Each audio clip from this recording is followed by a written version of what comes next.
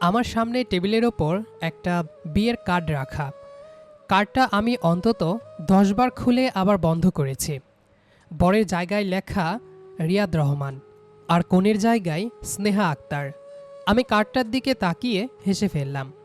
কি আজব না, যে মানুষটাকে ছোটবেলা থেকে স্নেহা আপু বলে ডাকতাম, আজ কয়েক ঘন্টা পর সে মেয়েকেই বিয়ে করতে যাচ্ছে। ঠিক তখনই দরজায় টোকা পড়ল। রিয়াদ, ভেতরে আসবো? গলার শব্দটা চিনতে ভুল হওয়ার প্রশ্নই নেই। আমি দরজা খুলতে দেখি স্নেহা দাঁড়িয়ে আছে, হাতে কফির মগ, মুখে আগের মতোই শান্ত হাসি। নিচে সবাই ব্যস্ত, ভাবলাম তোর সঙ্গে 2 মিনিট কথা বলে যাই। আমি গম্ভীর গলায় বললাম, কিছু বলার থাকলে বলো। সে কফির মগটা টেবিলে রেখে আমার দিকে তাকালো। তুই এখনো আমার উপর রাগ করে আছিস? আমি জানালার দিকে তাকিয়ে বললাম, আমি রাগ খুব সহজে ভুলতে পারি না। সে কয়েক সেকেন্ড চুপ করে থেকে বলল, আজ হয়তো আমার ভালোবাসাটা বুঝতে পারছিস না, কিন্তু একদিন ঠিকই বুঝবি। আর আমি চাইও না সেই একদিনটা আসুক। স্নেহা আর কিছু না বলে রুম থেকে চলে গেল। কি হচ্ছে বুঝতে পারছেন না তো? আসুন বুঝিয়ে বলি। আমি রিয়াদ, এবার অনার্স ফার্স্ট ইয়ারে পড়ছি। আর এতক্ষণ যার সাথে কথা হলো সে আমার বড় চাচার মেয়ে স্নেহা, আমার থেকে 3 বছরের বড়। আর আজকে আমার এবং তার বিয়ে। তবে এই বিয়েতে আমার কোনো মত নেই। আমি ছোটবেলা থেকেই স্নেহা আপুকে বোনের নজরেই দেখে এসেছি, কিন্তু সেই জায়গায় এখন তাকে বউ হিসেবে দেখতে হবে। আমরা একই বাড়িতে থাকি, যৌথ পরিবার। বাবা এবং চাচাদের বন্ডিং বেশ ভালো একে অপরের সাথে। কিছু মাস আগে স্নেহা আপুর বিয়ের জন্য পাত্র দেখা শুরু হয়। একের পর একটা আসতেই থাকে, কিন্তু স্নেহা আপু কিছুতেই রাজি হয় না। তার নাকি ছেলে পছন্দ হয় না। এভাবে করতে করতে একটা সময় সে জানায় সে নাকি আমাকে পছন্দ করে এবং আমাকেই বিয়ে করবে। সবাই শুনে প্রথমে একটু অবাক হলেও পরে খুশি হয়, কারণ বাড়ির মেয়ে বাড়িতেই থাকবে। এসব কথা আমার কানে আসতেই আমি অনেক রাগারাগি করি, কিন্তু কিছুতেই কিছু হয়নি। আব্বু আমাকে বাড়ি এবং সম্পত্তি থেকে বঞ্চিত করবেন এবং আমার খরচ দেওয়া বন্ধ করে দিবেন বলে আমাকে জানান। সবশেষে আমি কোনো উপায় না পেয়ে রাজি হয়ে যাই। সারাদিনের বিয়ের আনুষ্ঠানিকতা শেষ হতে হতে রাত প্রায় 11:30। বন্ধুরা শেষবারের মতো দরজার সামনে দাঁড়িয়ে আমাকে খোঁচা দিয়ে হাসতে হাসতে চলে গেল। আমি বিরক্ত মুখে দরজাটা বন্ধ করলাম। রুমের ভেতর নিস্তব্ধতা। বিছানার এক কোণে লাল বেনারসি পরে মাথা নিচু করে বসে আছে স্নেহা। আজ থেকে সে আমার স্ত্রী, কিন্তু আমার কাছে সে এখনও স্নেহা আপু। আমি শেরওয়ানিটা খুলে সোফার ওপর ছুঁড়ে দিয়ে গম্ভীর গলায় বললাম, শোনো, একটা কথা শুরুতেই পরিষ্কার করে দিচ্ছি। স্নেহা ধীরে ধীরে মাথা তুলল, চোখ দুটো ক্লান্ত, তবুও মুখে হালকা হাসি। এই বিয়েটা আমি নিজের ইচ্ছাই করিনি, তাই আমার কাছ থেকে স্বামী হিসেবে কোনো আশা রেখো না। কথাটা শুনেও তার মুখের হাসিটা মিলিয়ে গেল না, বরং শান্ত গলায় বলল। ঠিক আছে। আমি ভ্রুকুচকে তাকালাম। তুই আমাকে বিয়ে করতে চাসনি জানি, তোর রাগের কারণও জানি। আমি বিরক্ত হয়ে বললাম, তাহলে ভালো, আর কিছু বলার নেই।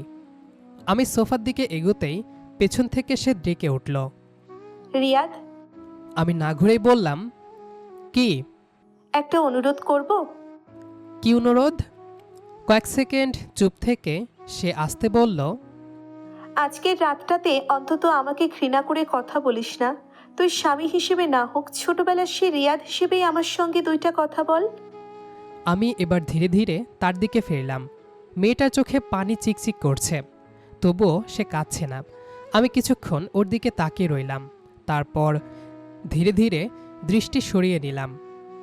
আমার মনে হয় আমাদের আর কথা বাড়ানোর দরকার নেই। স্নেহা মাথা নিচু করে মৃদু হেসে বলল। ঠিক আছে, জোর করব না। সে বিছানার এক কোণে গিয়ে চুপচাপ বসে রইল। আমিও সোফায় বসে মোবাইলটা হাতে নিলাম, অথচ স্ক্রিনে কি আছে সেটাও দেখছিলাম না। ঘরের ভেতর এমন নীরবতা নেমে এলো, যেন দুজন অপরিচিত মানুষ একই ছাদের নিচে বসে আছি। কিছুক্ষণ পর স্নেহা আস্তে করে বলল, একটা প্রশ্ন করব? আমি বিরক্ত গলায় বললাম, আজ এত প্রশ্ন করার শখ হলো কেন? কারণ জানি কাল থেকে হয়তো তুই আমার সঙ্গে আরো কম কথা বলবি। আমি দীর্ঘ শ্বাস ফেললাম। স্নেহা কিছুক্ষণ চুপ থেকে বলল, তুই কি সত্যিই আমাকে এতটা অপছন্দ করিস? আমি এক মুহূর্ত না ভেবে উত্তর দিলাম, হ্যাঁ।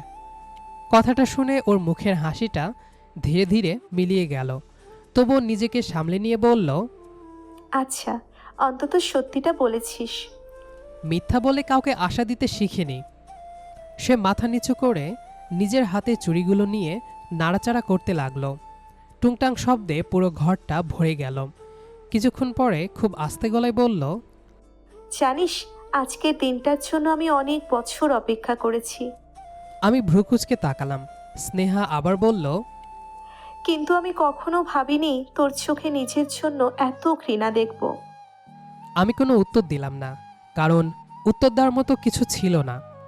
আমার কাছে সে এখনও আমার চাচাতো বোন, যার সঙ্গে ছোটবেলায় ঝগড়া করেছি, ঈদে একসঙ্গে ঘুরেছি, একই উঠানে খেলেছি।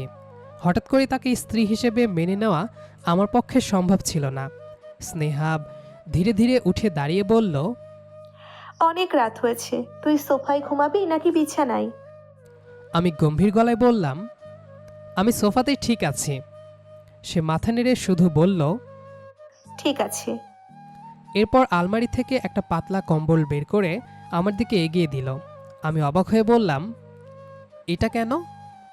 এসি চলবে, রাতের দিকে ঠান্ডা লাগতে পারে। আমি কম্বলটা হাতে নিলেও মুখে কোনো ধন্যবাদ দিলাম না। সে লাইট নিভিয়ে শুধু নাইট ল্যাম্পটা জ্বালিয়ে বিছানার একপাশে শুয়ে পড়ল, আর আমি সোফায় শুয়ে ছাদের দিকে তাকিয়ে রইলাম। বিয়ের প্রথম রাত, কিন্তু এই ঘরে স্বামী স্ত্রীর কোনো গল্প শুরু হলো না। শুরু হলো দুজন মানুষের মাঝে অদৃশ্য দূরত্বের গল্প। সকালে ঘুম ভাঙল মোবাইলের অ্যালার্মে না, দরজায় একের পর এক নক করার শব্দে। ধরফর করে উঠে বসতেই বাইরে থেকে আম্মুর গলা ভেসে এলো, রিয়াদ, আর কত ঘুমাবি? সকাল 10টা বাজে, সবাই নিচে অপেক্ষা করছে। আমি বিরক্ত হয়ে চোখ কসলাতে কসলাতে বললাম, আসছি। তাড়াতাড়ি আয়, নতুন বউকে নিয়ে সকালে নাস্তা করব। নতুন বউ কথাটা শুনেই মেজাজটা আরও খারাপ হয়ে গেল। মাথা ঘুরিয়ে বিছানার দিকে তাকালাম। স্নেহা আগেই উঠে গেছে। ওয়াশরুমের দিকে তাকাতে দেখলাম ভেতর থেকে লাগানো, তার মানে ও ভেতরে। গত রাতের কথা হঠাৎ করেই মনে পড়ে গেল। আমি একটা দীর্ঘ শ্বাস ফেলে বসে রইলাম। স্নেহা ওয়াশরুম থেকে বের হলো। এবার তার পরনে লাল বেনারসি নেই, হালকা বেগুনি রঙের একটা শাড়ি, মুখে কোনো সাজও নেই। আমাকে দেখেই স্বাভাবিক গলায় বলল, নিচে যাবে? সবাই হয়তো অপেক্ষা করছে। আমি কোনো উত্তর না দিয়ে পাশ কাটিয়ে ওয়াশরুমে চলে গেলাম। ফ্রেশ হয়ে ওয়াশরুম থেকে বের হতে প্রায় 15 মিনিট লেগে গেল। বেরেই দেখি স্নেহা রুমটা গুছিয়ে ফেলেছে। বিছানার চাদর ঠিক করা, সোফার ওপর ছড়িয়ে রাখা আমার শেরওয়ানিটাও সুন্দর করে ভাঁজ করে রেখেছে। ড্রেসিং টেবিলের ওপর এলোমেলো পড়ে থাকা জিনিসগুলো গুছিয়ে দিয়েছে। আমি একবার চারপাশে তাকিয়ে আবার মুখ ফিরিয়ে নিলাম। কোনো কথা না বলে আলমারি খুলে একটা টি শার্ট আর ট্রাউজার বের করে পরে নিলাম। স্নেহা চুপচাপ দাঁড়িয়েছিল, হয়তো কিছু বলতে চেয়েছিল, কিন্তু আমার মুখ দেখে আর সাহস পেল না। আমি দরজা খুলে রুম থেকে বেরিয়ে নিচে নেমে গেলাম। ডাইনিং টেবিলে তখন প্রায় সবাই বসে। বড় চাচা খবরের কাগজ পড়ছেন, আব্বু মোবাইলে কারোর সঙ্গে কথা বলছেন। এর মধ্যে স্নেহাও নিচে নেমে এলো। আম্মু তাকে দেখে বললেন, আয় মা, এখানে বস। স্নেহা এসে আমার পাশের চেয়ারটাতেই বসল। আমি অস্বস্তি নিয়ে একটু সরে বসলাম। আম্মু সেটা লক্ষ্য করলেও কিছু বললেন না। নাস্তা পরিবেশন করতে করতে বললেন, স্নেহা, রিয়াদের প্লেটে পরোটা দে। স্নেহা হাত বাড়াতেই আমি প্লেটটা নিজের দিকে টেনে নিলাম। আমি নিজেই নিতে পারবো। ডাইনিং টেবিলে কয়েক সেকেন্ডের জন্য নীরবতা নেমে এলো। আম্মু হালকা হেসে পরিবেশটা স্বাভাবিক করার চেষ্টা করলেন। নতুন নতুন বিয়ে, লজ্জা পাচ্ছে হয়তো। কথাটা শুনে সবাই একটু হেসে উঠল, শুধু আমি আর স্নেহা হাসলাম না। নাস্তা শেষ করেই আমি উঠে যাচ্ছিলাম, ঠিক তখনই আম্মু ডাকলেন। রিয়াদ দাঁড়া, তোর সঙ্গে কথা আছে। আমি বিরক্ত মুখে ফিরে তাকালাম। কি? আম্মু চেয়ার থেকে উঠে আমার সামনে এসে দাঁড়ালেন। আজ বিকেলে তুই আর স্নেহা একটু বাইরে যাবি। আমি কপাল কুঁচকে বললাম, কেন? বিয়েতে অনেক ব্যস্ততা ছিল, মেয়েটার কেনাকাটাও ঠিকঠাক মতো হয়নি। ওর যা যা লাগে কিনে দিবি। আমি সঙ্গে সঙ্গে না করে দিলাম। আমি কোথাও যেতে পারবো না। আম্মু এবার গলা একটু শক্ত করলেন। কেন যাবি না? কারণ আমার ইচ্ছে নেই। সব কিছু কি তোর ইচ্ছে মতো হবে? আমি চুপ করে রইলাম। আম্মু আবার বললেন, গতকাল বিয়ে হয়েছে, বাড়িতে অনেকেই আসবে নতুন বউ দেখতে। যেহেতু হুটহাট বিয়েটা হয়েছে, কাউকেই তেমনভাবে বলা হয়নি। আর মেয়েটারও কিছু প্রয়োজন আছে, তুই নিয়ে যাবি, ব্যাস। আমি বিরক্ত হয়ে বললাম, ড্রাইভারকে পাঠিয়ে দাও। না, স্বামী থাকতে ড্রাইভার নিয়ে যাবে কেন? আমি ঠোঁট কামড়ে রইলাম। আব্বু এতক্ষণ চুপচাপ শুনছিলেন। তিনি খবরের কাগজটা ভাঁজ করে টেবিলে রেখে শান্ত গলায় বললেন, তোর আম্মু যখন বলেছে তখন যাবি। কিন্তু আব্বু। তিনি আমার কথা শেষ করতে দিলেন না। কোনো কিন্তু না, আমাকে রাগাতে বাধ্য করো না। আমি বুঝে গেলাম আর তর্ক করে লাভ নেই। রাগ চেপে শুধু বললাম, ঠিক আছে। কথাটা বলেই সোজা নিজের রুমে চলে এলাম। পেছনে একবার তাকিয়ে দেখলাম স্নেহা এখনও ডাইনিং টেবিলের পাশে দাঁড়িয়ে আছে। আমাদের কথোপকথনের পুরোটা সময় সে একটা কথাও বলেনি, শুধু মাথা নিচু করে দাঁড়িয়েছিল। রুমে ঢুকেই দরজাটা একটু জোরে বন্ধ করে দিলাম। রাগটা এখনও মাথা থেকে নামেনি। বিছানার কিনারায় বসে দুহাতে চুলগুলো এলোমেলো করে একটা দীর্ঘশ্বাস ফেললাম। এমন সময় দরজায় হালকা টোকা পড়ল। আমি ভেবেছিলাম আম্মু আবার এসেছে। বিরক্ত গলায় বললাম, কি হয়েছে, আসো। দরজা আস্তে করে খুলে ভেতরে ঢুকলো স্নেহা। তার হাতে একটা গ্লাস আর ওষুধের পাতার মতো কিছু। আমি ভ্রু কুঁচকে তাকালাম। সে খুব স্বাভাবিক গলায় বলল, সকালে খালি পেটে চা খেয়েছিস, তোর গ্যাস্ট্রিকের সমস্যা আছে, ভাবলাম ওষুধটা দিয়ে যাই। আমার কি সমস্যা সেটা নিয়ে তোমাকে ভাবতে হবে না। স্নেহা গ্লাসটা টেবিলের উপর রেখে শান্ত গলায় বলল, জানি, তবুও অভ্যেসটা একদিনে বদলায় না। আমি আর কোনো কথা বললাম না। সে ঘুরে দরজার দিকে এগিয়ে গেল। দরজার কাছে গিয়ে আবার থামল। পেছনে না তাকিয়ে বলল, বিকেলে যেতে ইচ্ছে না করলে কোনো সমস্যা নেই, আমি আম্মুকে বলে দেবো, একাই চলে যাব। সেটা তোমার ব্যাপার। সে ছোট্ট করে আচ্ছা বলে বেরিয়ে গেল। রুমটা আবার আগের মতো নিঃশব্দ হয়ে গেল। বিছানায় শুয়ে মোবাইল হাতে নিলাম। ফেসবুক খুললাম, আবার বন্ধ করে দিলাম। ইউটিউব খুললাম, তাতেও মন বসল না। রাগ থাকলে আমার এমনই হয়, কোনো কিছুতেই মন বসে না। এভাবেই দুপুর গড়িয়ে বিকেল হয়ে গেল।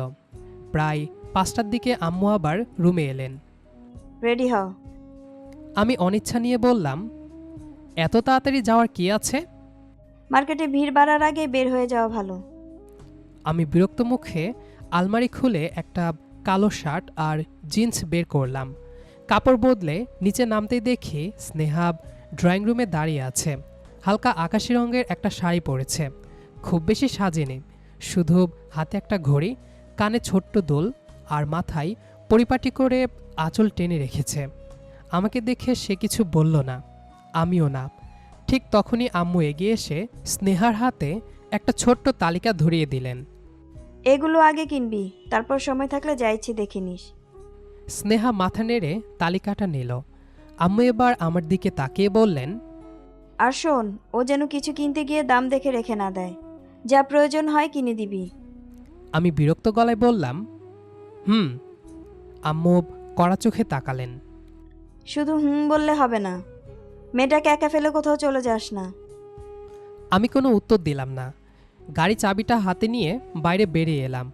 কিছুক্ষণ পর স্নেহাও ধীরে ধীরে এসে আমার পাশে দাঁড়ালো। দুজনের মাঝখানে হাতখানেক দূরত্ব, কেউ কারো দিকে তাকাচ্ছি না। আমি পকেট থেকে গাড়ি চাবিটা বের করে রিমোটে চাপ দিতেই সামনের সাদা গাড়িটার লাইট একবার জ্বলে উঠল। আমি কোনো কথা না বলে ড্রাইভিং সিটে গিয়ে বসলাম। কয়েক সেকেন্ড পর স্নেহা এসে আস্তে করে পাশের দরজা খুলে বসে পড়ল। সে দরজাটা খুলে সাবধানে বন্ধ করল, যেন সামান্য শব্দ না হয়। আমি ইঞ্জিন স্টার্ট দিলাম। গাড়ি ধীরে ধীরে বাড়ির গেট পেরিয়ে মূল রাস্তায় উঠে এলো। পুরো রাস্তা জুড়ে আমাদের দুজনের মধ্যে কোনো কথা হলো না, শুধু এফএম রেডিওতে আস্তে আস্তে একটা পুরনো গান বাজছিল। কয়েক মিনিট পর বিরক্ত হয়ে সেটাও বন্ধ করে দিলাম। নীরবতাটাই যেন আমার কাছে বেশি স্বস্তি লাগছিল। স্নেহা জানালার বাইরে তাকিয়েছিল। রাস্তার দুই পাশের দোকান, মানুষের ভিড়, সিগন্যালে দাঁড়িয়ে থাকা গাড়ি, সব কিছুই ও মন দিয়ে দেখছিল। হয়তো কথা বলতে চেয়েছিল, কিন্তু আমার মুখের দিকে একবার তাকিয়ে সে ইচ্ছাটা বদলে ফেলল। প্রায় ২০ মিনিট পর আমরা শহরের সবচেয়ে বড় শপিং মলের সামনে এসে পৌঁছালাম। গাড়ি পার্ক করে নেমে পড়লাম। স্নেহাও ধীরে ধীরে নেমে আমার কয়েক কদম পেছনে হাঁটতে লাগলো। মলের ভেতরে ঢুকতেই চারিদিকে মানুষের ভিড়, উপরে নিচে আলো, দোকানে অফার, বাচ্চাদের হইচই, সব মিলিয়ে জমজমাট পরিবেশ। আমি আম্মুর দেওয়া তালিকাটা ওর হাতে দেখে বললাম, আগে যেটার জন্য এসেছি সেটা শেষ করি। স্নেহা মাথা নেড়ে বলল, হুম। আমি প্রথমে একটা কসমেটিক্সের দোকানে ঢুকলাম। স্নেহা খুব মন দিয়ে এক একটা জিনিস দেখছিল, কিন্তু আশ্চর্যের বিষয় কোনো কিছুই নিজে থেকে নিচ্ছিল না। দোকানদার একটা দামি পারফিউম দেখিয়ে বলল, আপু, এটা নতুন এসেছে, অনেকেই নিচ্ছেন। স্নেহা বোতলটা হাতে নিয়ে দামটা দেখেই আবার জায়গা মতো রেখে দিল। তারপর অন্য একটা কম দামেরটা দেখল। আমি চুপচাপ সব দেখছিলাম। একসময় বিরক্ত হয়ে বললাম, যেটা ভালো লাগে সেটাই নাও। স্নেহা মাথা নাড়ল। এটা ভালো হবে। আমি জিজ্ঞেস করেছি কোনটা ভালো লাগে। ভালো লাগার প্রয়োজন এক জিনিস না। স্নেহা কিছু বলল না। আমি বিল পরিশোধ করে বেরিয়ে এলাম। এরপর থেকে একে একে আরও কয়েকটা দোকানে গেলাম। প্রতিবারই একই ঘটনা, যেটা ভালো লাগে সেটা না নিয়ে সস্তা আর প্রয়োজনীয় জিনিসটাই বেছে নিচ্ছে। আমি বুঝতে পারছিলাম মেয়েটা ইচ্ছে করেই আমার ওপর বাড়তি কোনো চাপ দিতে চাইছে না। আমার বিরক্তিটা ধীরে ধীরে কৌতূহলে বদলাতে শুরু করলো। ঠিক তখনই পাশের একটা দোকানের সামনে এসে স্নেহা হঠাৎ থেমে গেল। কাচের ভেতরে সুন্দর একটা হাতঘড়ি রাখা। সে কয়েক সেকেন্ড চুপচাপ ঘড়িটার দিকে তাকিয়ে থাকলো। আমি ভেবেছিলাম একবার হয়তো বলবে এটা ভালো লাগছে, কিন্তু না, সে নিজেই চোখ ফিরিয়ে নিয়ে হাঁটতে শুরু করলো। আমি অবাক হয়ে জিজ্ঞেস করলাম, দাঁড়ালে কেন? কিছু না, চল। দুজনেই আবার হাঁটতে শুরু করলাম। আমি আর কিছু জিজ্ঞেস করলাম না। সব কেনাকাটা শেষ করে গাড়িতে উঠে বসলাম। ফেরার পথেও আগের মতোই নীরবতা। হঠাৎ স্নেহা আস্তে করে বলল, ধন্যবাদ। আমি স্টিয়ারিংয়ের দিকেই তাকিয়ে থেকে বললাম, ধন্যবাদ দেওয়ার কিছু হয়নি, আম্মুর কথা রেখেছি, বাস। সে কোনো কথা বলল না। এরপর দিনগুলো ধীরে ধীরে নিজের গতিতে এগিয়ে যেতে লাগলো, কিন্তু দুজনের মধ্যে কোনো পরিবর্তনই হলো না। অবশ্য আমিই হতে দেইনি। দুজন এক রুমে, এক ছাদের নিচে, একই বিছানায় থেকেও আমাদের মাঝখানে যেন অদৃশ্য একটা দেওয়াল দাঁড়িয়েছিল। প্রথমে কয়েকদিন আমি ইচ্ছে করেই রাতে অনেক দেরি করে রুমে ফিরতাম। স্নেহা তখন বই পড়ত, আবার কখনো চুপচাপ বারান্দায় দাঁড়িয়ে রাতের আকাশ দেখত। আমাকে দেখলেই শুধু একবার তাকিয়ে ছোট্ট করে বলতো, খেয়ে এসেছিস? আমি সংক্ষিপ্ত উত্তর দিতাম, হ্যাঁ। তারপর আর কোনো কথা হতো না। কিন্তু অদ্ভুত ব্যাপার ছিল, আমি যতই তাকে এড়িয়ে চলার চেষ্টা করতাম, ততই অজান্তে তার ছোট ছোট কাজগুলো চোখে পড়তে শুরু করলো। প্রতিদিন সকালে আমার কাপড় ইস্ত্রি করা থাকতো, কলেজে যাওয়ার আগে ব্যাগটা ঠিক জায়গায় রাখা থাকতো, গ্যাস্ট্রিকের ওষুধ শেষ হয়ে গেলে নতুন পাতা এসে ড্রয়ারে পড়ে থাকতো, রাতে পড়তে বসলে টেবিলের এক কোণায় ধোয়া ওঠা কফির মগ রাখা থাকতো। কখনো তাকে এসব করতে বলিনি, সে নিজেও কখনো বলেনি যে এগুলো সে করেছে, শুধু কাজগুলো হয়ে যেত। একদিন কলেজে যাওয়ার সময় তাড়াহুড়ো করে ঘড়িটা খুঁজে পাচ্ছিলাম না। রাগে পুরো রুম এলোমেলো করে ফেলেছিলাম। ঠিক তখন স্নেহা আলমারির ওপর থেকে ঘড়িটা নামিয়ে আমার দিকে বাড়িয়ে দিয়ে শান্ত গলায় বলল, কাল রাতে বইয়ের পাশে রেখে দিয়েছিলি। আমি কিছুক্ষণ ঘড়িটার দিকে তাকিয়ে রইলাম। ও, এটুকু বলেই বেরিয়ে গেলাম। পেছন থেকে সে আর কিছু বলল না।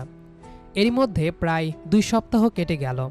পরিবারের সবার কাছে আমরা স্বাভাবিক স্বামী স্ত্রী, কিন্তু রুমের দরজা বন্ধ হলেই বাস্তবতা বদলে যেত। একদিন রাতে হঠাৎ বিদ্যুৎ চলে গেল। এসি বন্ধ হয়ে যাওয়ায় ঘরটা গরম হয়ে উঠল। আমি বিরক্ত হয়ে বারান্দায় গিয়ে দাঁড়ালাম। কিছুক্ষণ পর স্নেহ এসে একটু দূরে দাঁড়ালো। মাঝখানে এখনও সেই দূরত্ব, নিচে হালকা বাতাস বইছিল। অনেকক্ষণ নীরব থাকার পর স্নেহা বলল, মনে আছে ছোটবেলায় কারেন্ট গেলেই আমরা সবাই ছাদে চলে যেতাম? আমি কয়েক সেকেন্ড চুপ থেকে বললাম, সবই মনে আছে। খুব মিস করি দিনগুলোকে। যদি আর একটা বার ফিরে পেতাম সেই হারানো দিনগুলো। সময় কখনো ধরে রাখা যায় না, আর ফিরেও আনা যায় না। হুম। এটাই ছিল বিয়ের পর আমাদের সবচেয়ে স্বাভাবিক কথোপকথন। দুজনেই আবার চুপ হয়ে গেলাম। কিন্তু সেদিন প্রথমবার বুঝলাম তার সঙ্গে কথা বললে আর আগের মতো বিরক্ত লাগছে না। সেদিনের পর থেকে আমি খেয়াল করতে শুরু করলাম, স্নেহা কখনো নিজের কথা আগে ভাবে না। বাড়ির সবাই খেয়ে নিলে তারপর সে খায়। আমার পছন্দের খাবার রান্না হলে নিজের প্লেটে কম নিয়ে আমার প্লেটে তুলে দেয়।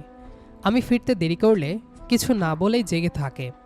তবুও এসবের কোনো কৃতিত্ব সে কখনো নেয় না, শুধু স্বাভাবিকভাবেই সব করে যায়। একদিন কলেজ থেকে ফিরতে অনেক বৃষ্টি শুরু হলো। পুরো ভিজে বাসায় ঢুকলাম। রুমে ঢুকতেই দেখি বিছানার ওপর শুকনো তোয়ালে আর কাপড় রাখা। আমি চারিদিকে তাকাতেই স্নেহা শুধু বলল, ঠান্ডা লেগে যাবে, আগে কাপড় বদলে নে। আমি কোনো উত্তর দিলাম না, কিন্তু সেদিন প্রথমবার তার কথাটা অমান্যও করলাম না। চুপচাপ কাপড় বদলে নিলাম। ধীরে ধীরে একটা অদ্ভুত পরিবর্তন হচ্ছিল। আমি এখনও তাকে স্ত্রী হিসেবে মেনে নিতে পারিনি, কিন্তু আগের মতো ঘৃণাও আর অনুভব করছিলাম না। বরং কখনো কখনো অজান্তেই তার দিকে তাকিয়ে থাকতাম। সে যখন চুল মুছতে মুছতে বারান্দায় দাঁড়াতো, রান্নাঘরে হাসি মুখে আম্মুর সঙ্গে গল্প করত, অথবা বই পড়তে পড়তে কপালের সামনে নেমে আসা চুলগুলো কানের পাশে সরিয়ে দিত, তখন কয়েক সেকেন্ডের জন্য বুকের ভেতর অদ্ভুত একটা অনুভূতি হতো। মনে হতো হাত বাড়িয়ে তাকে কাছে টেনে নিই। তারপরই পরের মুহূর্তে নিজের মাথার ভেতর আরেকটা কণ্ঠস্বর বলে উঠত, না, এটা ঠিক না। আমি সঙ্গে সঙ্গে চোখ ফিরিয়ে নিতাম, নিজেকে কঠিন করে ফেলতাম। স্নেহা হয়তো আমার এই ভেতরের লড়াইটা বুঝতে পারত, কারণ এখন আর সে আগের মতো কথা বলার চেষ্টা করত না, জোর করে হাসত না, কোনো অভিযোগও করত না। শুধু দূর থেকে নিঃশব্দে আমার জীবনের সঙ্গে নিজেকে মানিয়ে নিচ্ছিল। একটা সময় খেয়াল করলাম আমি আর আগের মতো স্নেহাকে এড়িয়ে চলছি না। কখন যে সেটা শুরু হয়েছিল ঠিক বলতে পারবো না। একদিন সকালে কলেজে যাওয়ার সময় জুতোর ফিতা বাঁধতে বাঁধতে বললাম, আমার নীল ফাইলটা কোথায়? প্রশ্নটা করার পর নিজেই অবাক হলাম। আগে কখনো ওকে কিছু জিজ্ঞেস করিনি। স্নেহা রান্নাঘর থেকে বেরিয়ে এসে বলল, টেবিলের ডান পাশে রেখেছি। আমি গিয়ে দেখলাম সত্যিই ওখানেই রাখা। ফাইলটা হাতে নিয়ে কয়েক সেকেন্ড দাঁড়িয়ে রইলাম। ধন্যবাদ। কথাটা শুনে স্নেহা একটু থমকে গেল। মনে হলো এতদিন পরে আমার মুখে এই একটা শব্দ শোনার জন্যও সে প্রস্তুত ছিল না। তারপর ধীরে ধীরে মুখে ছোট্ট একটা হাসি ফুটল। সেদিন কলেজ থেকে ফিরতে একটু দেরি হয়ে গেল। বাড়িতে ঢুকে দেখলাম টেবিলের ওপর খাবার ঢাকা দেওয়া। আম্মুকে জিজ্ঞেস করতেই তিনি হেসে বললেন, সবাই অনেক আগেই খেয়ে নিয়েছে, শুধু স্নেহা বলল রিয়াদ না আসা পর্যন্ত খাবো না। আমি ডাইনিংয়ের দিকে তাকালাম। স্নেহা চুপচাপ বসেছিল। আমাকে দেখে শুধু বলল, হাত মুখ ধুয়ে আয়, খাবার গরম করে দিচ্ছি। আমি প্রথমবার ওকে থামালাম। লাগবে না, এভাবেই খাওয়া যাবে। সে অবাক হয়ে আমার দিকে তাকালো। সেদিন আমরা প্রথমবার পাশাপাশি বসে শান্তভাবে খাবার খেলাম। খুব বেশি কথা হয়নি, তবুও নীরবতাটা আর অস্বস্তিকর লাগছিল না। রাতে বারান্দায় দাঁড়িয়েছিলাম, আকাশে আধখানা চাঁদ। পেছন থেকে স্নেহা এসে দাঁড়ালো। আগের মতো দূরে নয়। সে আস্তে করে বলল, আজকাল তুই অনেক বদলে গেছিস। আমি হালকা হেসে বললাম, হয়তো। কিছুক্ষণ নীরব থেকে বললাম, একটা কথা জিজ্ঞেস করি? কর।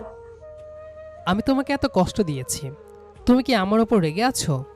অবশ্য থাকারই কথা। স্নেহা অনেকক্ষণ চুপ থেকে বলল, যাকে ভালোবাসা যায় তার উপর রাগ করা যায়, কিন্তু সেই রাগ বেশিক্ষণ ধরে রাখা যায় না। আমি ধীরে ধীরে ওর দিকে তাকালাম। চোখ দুটো আগের মতোই শান্ত, কিন্তু আজ সেই শান্ত চোখের ভেতর অনেক দিনের অপেক্ষা লুকিয়েছিল। আমি খুব নিচু গলায় বললাম, আমিও চেষ্টা করছি। স্নেহা বুঝতে না পেরে বলল, কি চেষ্টা? আমি দীর্ঘ শ্বাস ফেলে বললাম, তোমাকে নতুন করে দেখার চেষ্টা।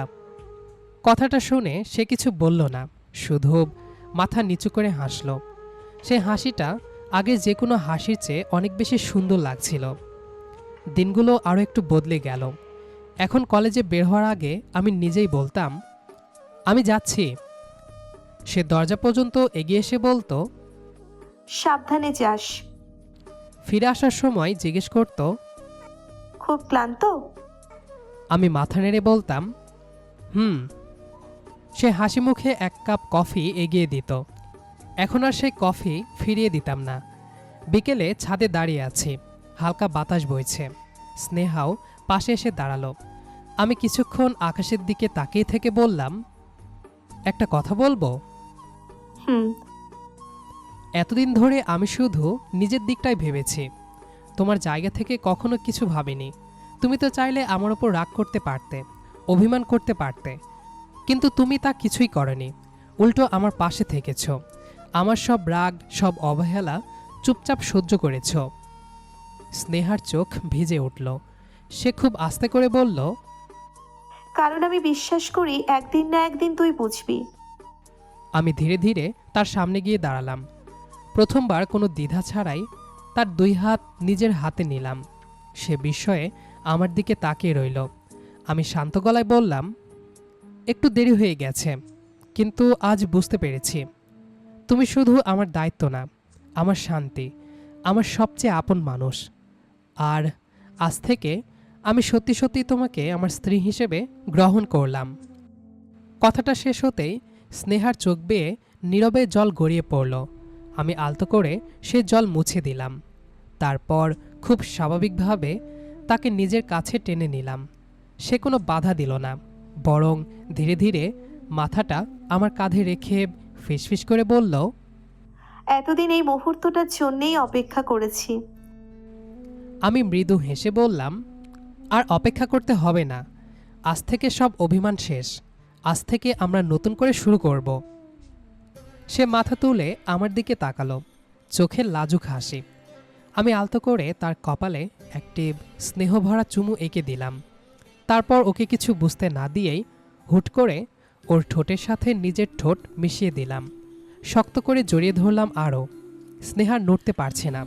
কিছুক্ষণ পর সে আমার সাথে রোমান্স করতে লাগলো। ঠোঁট ছেড়ে দিয়ে এবার ঘাড়ে, গলায় কিস দিতে শুরু করলাম। স্নেহা লজ্জায় আমার বুকে মুখ লুকালো। কি শুরু করেছিস? এখানে সব সেরে ফেলবি নাকি? তাহলে রুমে চলো। স্নেহা লজ্জায় মাথা নিচু করে মুচকি হাসল। আমার হাতটা শক্ত করে ধরে ধীরে ধীরে রুমের দিকে হাঁটতে লাগলো। এতদিনের দূরত্ব যেন প্রতিটা পদক্ষেপের সঙ্গে একটু একটু করে কমে যাচ্ছিল। রুমে ঢুকে আমি আস্তে করে দরজাটা বন্ধ করলাম। ঘুরে তাকাতেই দেখি স্নেহা মাথা নিচু করে দাঁড়িয়ে আছে। আমি ধীরে ধীরে তার সামনে গিয়ে দাঁড়ালাম। ভয় লাগছে? ভয় না, বিশ্বাসই হচ্ছে না। এতদিন যেটার জন্য অপেক্ষা করেছি আজ সেটা সত্যি হয়ে গেছে। আমি আলতো করে তার দুই হাত নিজের হাতে নিলাম। আমি অনেক দেরি করে ফেলেছি, তাই না? দেরি হয়েছে, কিন্তু আসতে তো পেরেছিস। আমার জন্য সেটাই যথেষ্ট। আমি ওর কপালে আবারও একটা স্নেহভরা চুমু দিলাম। আজ একটা কথা দিচ্ছি, আর কখনো তোমাকে একা অনুভব করতে দেব না। তোমার চোখে আর কোনোদিন আমার জন্য কষ্টের জল আসতে দেব না। স্নেহার চোখ ভিজে উঠল। সে ধীরে ধীরে আমার বুকে মাথা রেখে ফিসফিস করে বলল, আজ থেকে শুধু একটা পরিচয় চাই। কি পরিচয়? তোর সবচেয়ে আপন মানুষ হয়ে থাকতে চাই সারা জীবন। আমি মুচকি হেসে তাকে আরও কাছে টেনে নিলাম। সেটা তো অনেক আগেই হয়ে গেছ, শুধু বুঝতে আমার একটু সময় লেগেছে। তাহলে আজ থেকে আপু ডাকটা একদম বন্ধ? আমি হেসে বললাম, একদম। আজ থেকে শুধু আমার বউ, আমার স্নেহা। কথাটা শুনেই সে চোখ বন্ধ করে হাসল। তারপর আলতো করে আমার হাতটা আরও শক্ত করে ধরে বলল, তাহলে আজ থেকে নতুন করে শুরু করি। হ্যাঁ, এবার থেকে আর কোনো দূরত্ব না, শুধু তুমি আর আমি, সারা জীবনের জন্য। পারিবারিক চাপে কিংবা পরিস্থিতির ফেরে অনেক সময় সম্পর্কগুলো ভুল বোঝাবুঝি দিয়ে শুরু হয়, কিন্তু স্নেহার মতো ধৈর্য আর রিয়াদের মতো অনুভূতির কদর করতে জানলে যে কোনো দূরত্বকেই ভালোবাসায় রূপ দেওয়া সম্ভব। প্রিয় শ্রোতা, রিয়াদ আর স্নেহার এই মিষ্টি অভিমানের গল্পটি আপনাদের কেমন লাগলো তা কিন্তু কমেন্ট করে জানাতে একদম ভুলবেন না। গল্পটি ভালো লেগে থাকলে অবশ্যই একটি লাইক দিন এবং বন্ধুদের সাথে শেয়ার করুন। আর এমনই সব সুন্দর ও মন ছুঁয়ে যাওয়া ভালোবাসার গল্প নিয়মিত শুনতে আমাদের চ্যানেলটি সাবস্ক্রাইব করে পাশে থাকা বেল আইকনটি বাজিয়ে রাখুন। আজকের মতো এখানেই বিদায় নিচ্ছি। সবাই ভালো থাকুন, সুস্থ থাকুন। ধন্যবাদ।